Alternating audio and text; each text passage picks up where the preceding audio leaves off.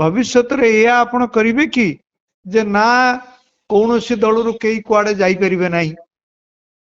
सरकार रखिबा को बाध्य एमती हो पार कि तेणु या हूँ गोटे बड़ माने विवादीय प्रसंग तेणु हो पार कि कौन मुझे कही परिबिनी कारण सुप्रीम कोर्ट उपर निर्भर करुच्ची जे सेमाने या उपरे कौन देबे तो आपण मत भावनाती गोटे अतीत रे शुणु अतीत रे हाँ जे वर्तमान पार्लियामेंट रे गृहीत होइथिला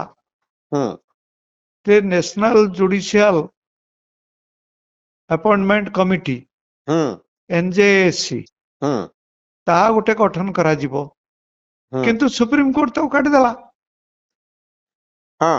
तेणु वर्तमान जदि सुप्रीम कोर्ट